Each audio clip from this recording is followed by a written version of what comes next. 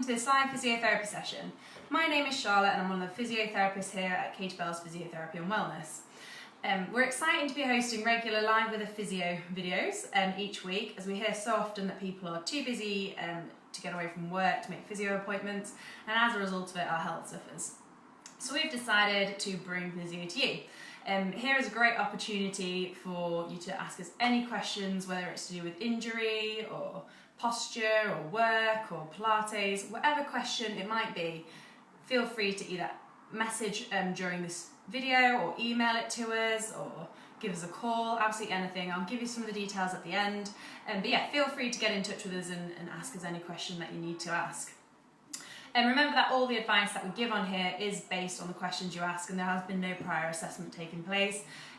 If we feel that further recommendations are needed and this is not the place to discuss it, then I'll let you know, and then we can give you other options of how we can help you out. So I've got a few questions here that have been emailed in this week. So the first question is, Lydia asks, 1 week ago I was in the gym doing a deadlift and felt a niggle in my hamstring. I carried on and then did some more hamstring work, such as her Romanian deadlifts, and felt the pain get sharper and increasingly worse. After I got home to the gym, I had a look and didn't notice any bruising or swelling. I can still feel it now a week on, and I'm just wondering if there's anything I can do and what you think I've done. So Lydia, thanks very much for your question. We hear it quite often, particularly with your deadlifts, that people do sort of get hamstring injuries or lower back injuries simply because it's a very specific technique, but it's quite a hard technique to get right. So sort of for those of you that maybe don't know, a deadlift is sort of coming down into this position, and in that position moving, quite often people either really arch their back up or sort of really drop down, and it's quite a hard exercise to get the technique right. So that's why it's quite often that we hear people having injuries from it. The fact that you're feeling it into your hamstring probably is your hamstring that you've injured, but other things that it might be is, like I said, maybe a bit of muscle spasm from your lower back or into your glutes. That's sort of referring down the back of your leg, but most likely probably is a bit of a hamstring injury. So there are sort of 3 different strains of injuries in your hamstring. You can have a grade 1 hamstring injury, which is sort of a bit of a strain, sort of overstretching those muscles, which can cause a bit of pain into there. You can have a grade 2, which is sort of partial tear of your hamstring, which can sometimes sort of take 2, 3, maybe even a month or so to sort of repair and heal. Or you've got your grade 3, which is sort of a complete rupture and tear of that muscle itself, which can take months and months to recover. But by the sounds of it, seeing as you've not really had any bruising, any swelling around that area that you know of, it probably is sort of a grade 1, quite a mild hamstring injury. If you're saying, look, I've had loads of bruising down the back of my leg, I can't walk on it, it's really swollen, that's when I'll be starting to think, well, maybe it's probably worth coming in and having a bit of an assessment. But let's go with the fact it's probably quite a mild hamstring tear. So there are a few things that I'd like to have asked in an assessment of sort of the mechanism of injury, whether it's when you're coming down, whether you're coming up from the deadlift, because that can sometimes give us an indication as to whether it's due to a tight muscle or whether it's due to a weak muscle. But either way, I'll cover sort of both areas of that. So with hamstrings, they're often quite tight in a lot of people, partly to do with how they're stood. So the first thing I'd always say with your hamstring injuries is stretch it. Okay, make sure you stretch your hamstring, and I'll show you in a minute or two how you can stretch it out. But stretching that hamstring is a really nice way just to help increase that length within that muscle, help those muscle fibres sort of lengthen out and sort of lay down in a bit more of a sort of linear way, really, rather than sort of recovering all jaggedy and laying over each other that way as opposed to that. So really nice way to start is just gentle hamstring stretches. Okay, I'll do right and left, because if you tighten one hamstring, you're probably a little bit tight in the other. And alongside your stretches, I'd start off with some gentle hamstring exercises. I wouldn't go full pelt back to the gym doing deadlifts and seeing how you get on. I would start off with really nice, gentle strengthening exercises. So I'll show you a few exercises that you can do. Okay, so I'll just turn it over there. So a really nice hamstring stretch you can do. Grab a belt or a dressing gown tie, anything like that. Okay, lying back, you want to bring your affected leg up. Okay, pull it, straightening that leg just as best you can. It doesn't matter if it's really straight. And you're just pulling it back until you can feel that stretch down in the back of your leg. Okay, And you want to be holding it there so at least 20 seconds just to give that muscle a little bit of time to relax into that stretch. Okay, so I'd say that's a really, really nice stretch for your hamstring. Again, another one you can do, and it's the opposite leg, but another exercise you can do is popping your legs out to the side and just reaching down to your toe. Okay, with this you get a little bit of sort of quadratus lumborum stretch in there as well, but it's a really nice way just to stretch into that hamstring. Really good for hip mobility as well, because quite often people find that they struggle to even sit upright, they're sort of back here and trying to reach. But yeah, really nice exercise to increase that movement in your hip and then just reaching down for that toe. Okay, so gentle exercises for your hamstring. A really nice one to start off with is a glute bridge. So I'll just show you what a glute bridge is. Pop that this way a little bit more. Okay, so a glute bridge, lying on your back. The closer your feet are to your bum, the more you're going to activate your glutes, and the further your feet are away from your bum, the more you're going to activate your hamstring. So to start with, I'd probably start with them not too far away because we don't want to overload that hamstring, but just a little bit away from your bum, and then you're going to peel up your pelvis, press through those legs. You want to be straight, leave those that way, you want to be straight from your shoulders all the way through down to your knees. And you should feel that in that hamstring a little bit more. Okay, if you're doing that exercise and that feels quite comfortable, you can then take your leg away a little bit more. So you're then isolating those hamstrings a little bit more, and you're just coming up and down. So at this stage, I wouldn't push too much into pain, okay?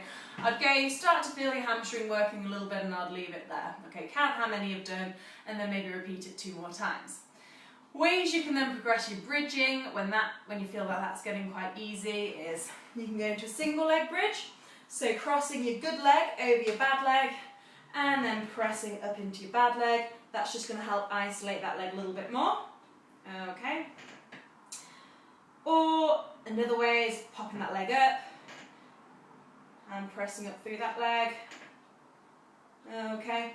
And then you can even make it even harder by putting a foam roller or something under your foot, which makes that hamstring work even harder.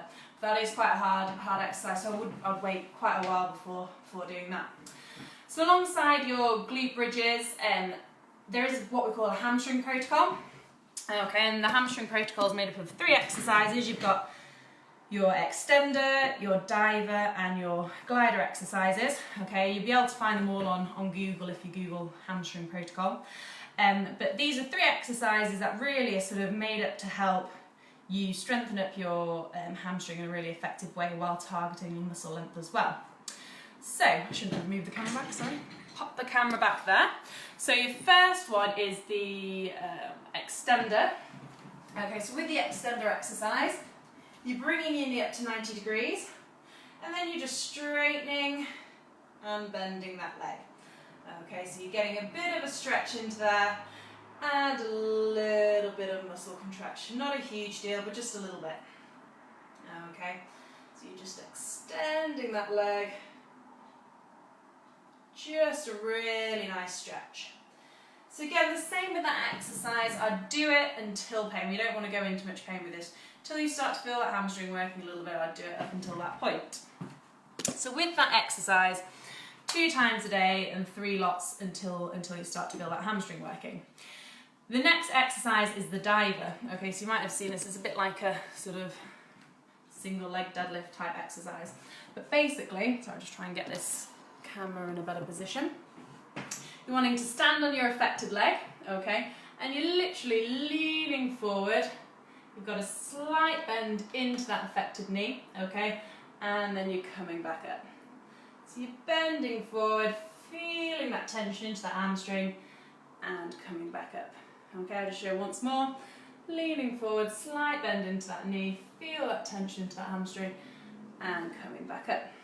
Okay, and then your final one is your glider. So your glider, quite hard to show because I haven't got a very slippery surface, but either doing this exercise on a slippery surface or having a plate or something under your good foot to help slide is a little bit easier. So with this one, holding on to whether it's a banister or a door handle, you keep your good foot fixed, bad foot fixed rather, slide your good foot away, keeping your front leg straight until you feel that tension. Using a bit of help from that hand, you're pulling yourself back up again, okay? I appreciate you can't really see these exercises too well on this video, but if you have a Google of your hamstring protocol, you'll be able to find some better videos online of showing you how to do those. So with the extender exercise, you're wanting to do it 2 times a day, 3 times until sort of you're starting to feel that hamstring work. With the diver exercise, you're wanting to do it every other day. Again, 3 times, probably 6, 3 times 6 thereabouts. And then your glider exercise is sort of every 3 days. Okay, and again, 3 times 4 of those. So those exercises are really nice ones to strengthen and stretch those muscles, but in a nice controlled way. Okay, so hopefully that's helped. But in summary, Lydia, what I'd do is give it another week or so. Do some gentle stretching exercises, do some gentle strengthening exercises. And if by then it hasn't settled down and you're wanting further help, do pop in and see one of us and we can have a look at that. But it doesn't sound anything too serious from what you've said in that question. Okay? Right, so the next question we have. Okay, so Dave was playing football 2 days ago. He got tackled, his foot was fixed into the ground. Can't really remember what happened, but I had to come off the pitch because it really hurt. He noticed over the next hour or so it started to swell, and then the next day it was really quite sore. Still swollen now, and Dave asked what could I have done to my knee. Okay, so football, really common theme is when people come in and say, oh, I've done my knee, I might have done my ACL or something like that. But just the nature of football is often why people do injure themselves. And with football, obviously you've got your studs in your football boots which fix your foot to the ground, and then if someone comes in to tackle you and your knee twists, or people you get force into your knee and that foot's fixed, it puts a lot of pressure through that knee and can quite often cause ligament damage, sort of just muscle problems around that knee, and like you say, quite often ACL damage. The fact that you said, Dave, it took a couple of hours to swell up indicates that there probably is some ligament damage in there. Quite often with ruptures, it swells up instantly. You tend to know you've done something quite severe when you have ruptured a ligament. If, for instance, it was your ACL, you tend to hear a pop, literally a pop, and like I say, swells up straight away. MCL, again, it depends on which way your knee's gone. The MCL is the ligament on the inside, so if a force is coming from the outside and your foot's fixed and all the force goes through the inside of your knee, then that can sort of sometimes put your medial ligament at a bit of risk there. And like you say, your ACL tends to be when your foot's fixed and you get a bit of rotation in that knee and some force coming in as well. That tends to be how you do your ACL. But like I say, you said it swelled up over a few hours, so you've probably done a bit of ligament damage there, but maybe nothing too untoward. Okay, but a few things to look out for, Dave, is, are you getting any locking in your knee? So are you sort of bending it or straightening it and then it's getting stuck in that position and you've got to really sort of wiggle it to try and unlock it? Or is it giving way when you're walking on it? And these are sometimes some telltale signs that maybe there is something going on in that knee that's quite severe. So if you do find that your knee is locking or giving way when you're trying to walk on it or trying to move it, I would go and seek a bit further help, really. Okay, but let's say again, for instance, no locking's been happening, no giving way, you're 2 days post-injury. The first thing I do is try and bring down some of that swelling, okay? Because when you've got a lot of swelling around your knee, it reduces your range of movement because there's obviously all that fluid around there, and it can inhibit your muscle power, okay? Particularly with pain as well, that can help, well, that can inhibit muscle power. So the first thing I would do is try and reduce some of that swelling. Some good ways of reducing swelling, which you've probably heard, is elevating your foot, so whether it's propping it up on a footstool or lying on a sofa with it elevated, and then popping a bag of ice, bag of peas, a bag of ice on there, just to help try and reduce some of that swelling as well. With your ice, I'll probably leave it on 15 minutes, no longer than that, just until sort of 10-15 minutes. Pop the ice back off, let your skin warm up, and then pop the ice back on again for another 10-15 minutes. But yeah, that's probably the best way to help bring down some of your swelling. You can put sort of a tuber grip or something on there as well, a bit of compression around that area to help reduce some of the swelling. But alongside your swelling management, I'd also look at your range of movement, okay? So quite often, like I said, when there's swelling, people's knees or whatever it might be that's swollen loses some range because of all that fluid in the joint. So it is really important to make sure you keep bending and straightening your knee as much as you can, just to stop all those muscles becoming quite tight around that knee. So literally something as simple as propping your foot onto a footstool and just resting it in that position, okay? Making sure you're getting that full extension, and likewise bending it, making sure you're getting full flexion. If you're not quite getting full range of movement at this stage, that's fine. Again, it'll depend on how much swelling there is there, but as long as you're trying to get as much range as possible, that's all that matters really. From there, again, I'd look at starting to get a bit of muscle activation around that knee. So starting off really simply with what we call static quads, so just gently squeezing and relaxing your quadricep muscles, okay? So literally popping out in front, squeeze, relax, just to make sure you're keeping those muscles switched on. Again, with a bent knee, you can dig your heel into the ground and relax, dig your heel into the ground and relax, just to try and get a bit of hamstring activation. From there, you can start off doing things like your glute bridges, which I was showing earlier on in the video, just to get those hamstrings firing up a little bit more, get those glutes firing up a little bit more. And then as the days go on, start off making them a bit more exciting. So adding in squats, just to get all your legs firing up. So just sort of sitting down and squat and back up. You can do lunges, nice and gently, just coming down and up. Okay, again, keep going with your bridges. Start doing some glute activation things, such as your clam, where your sort of feet and knees are together and your knee come up and out to the side.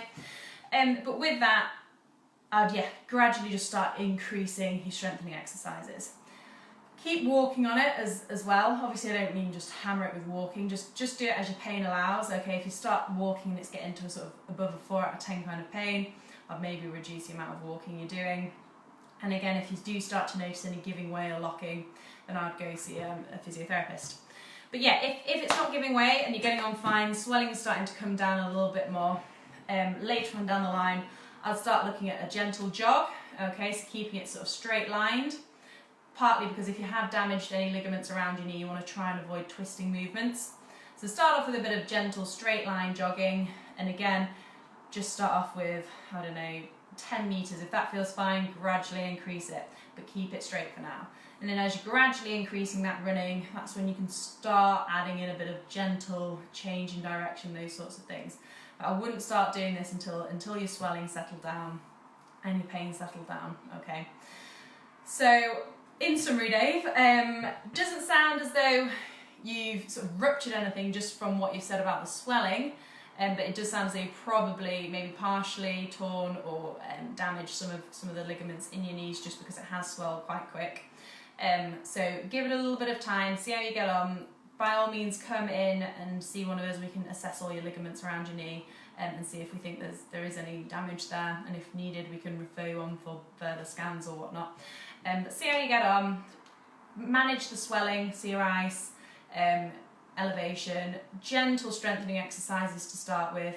Keep walking on it, just so all the muscles don't switch off, and then gradually start over the next couple of weeks, maybe even sort of a month or so, start looking at a bit of gentle running and then building it from there.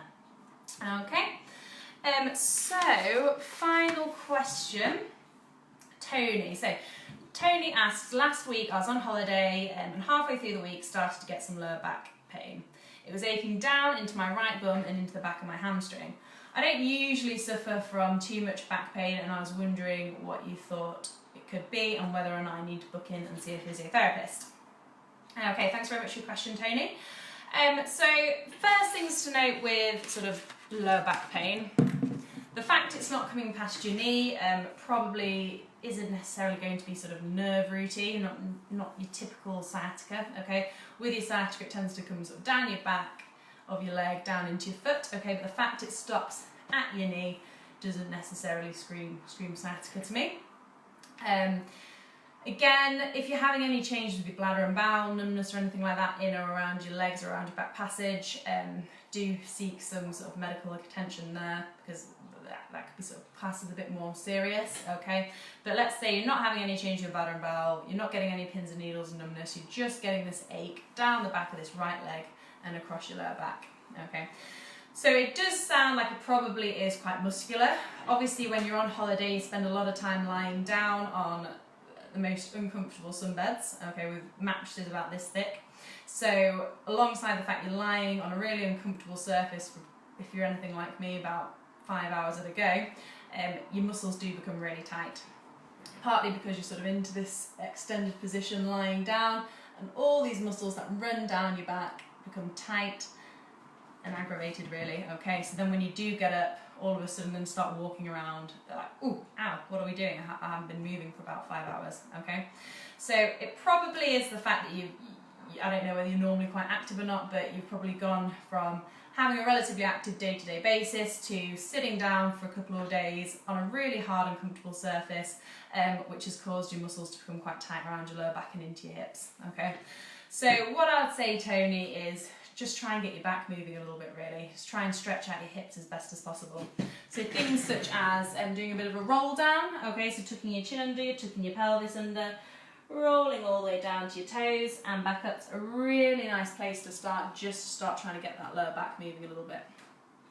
Alongside that, just spin the camera around. You can do things like knee rolls, okay, so bringing those feet and knees up and just rolling those knees from side to side.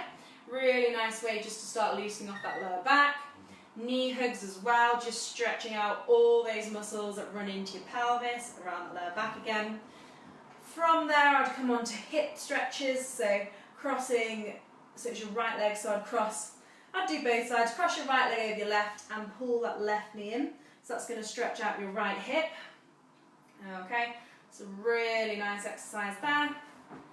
Again, you can bring that right knee across your body to the opposite shoulder to stretch out those glutes. Okay, and I'll do a bit of a hamstring stretch as well, so sort of holding behind that knee and straightening that leg out. Okay, so I'm just gonna... Lovely, thank you very much for your question, Tom. I'll just finish this and then we'll probably not get a huge deal of time to answer it in this session, but we'll come back to that in the next session, okay? So thank you very much for that question. But yes, so coming across with that knee, stretching into that glute, really nice exercise for that, and then your hamstring stretch, okay? So I do some regular stretches, regular range of movement exercises, just to try and get all that lower back moving again, all around that hip moving, okay? And if that then doesn't settle down, if you're still thinking, right, I've been moving a lot more, I've been stretching a lot more, I'm back to my daily living, doing everything I normally do, and it's still not settled down, then, like I say, book in for a free consultation and we can have a look at that for you. But I think in summary, Tony, really, is the fact you've gone from probably quite an active day to lying down on really uncomfortable beds, caused all your muscles around your back and your hip to get quite tight, and it's just aggravated those muscles a little bit. Okay, all right. So that is all we have time for today. Okay, so thank you very much for those questions, and Tom will answer your question in next week's session, okay? But likewise, if you are having any problems, give us a call or we can contact you straight after this if that's what needs be. So if you do have any other questions and you haven't had a chance to post it on this chat, or give us a call, okay, give us an email. Our email is hello@katiebellphysio.com. And one of the team will be here to help. We do offer, like I say, free physio consultations, so do give us a call, do book in, and one of us will be able to have a look at your problem. Okay, so thank you very much for listening today, and we should probably see you next week. All right, thank you very much.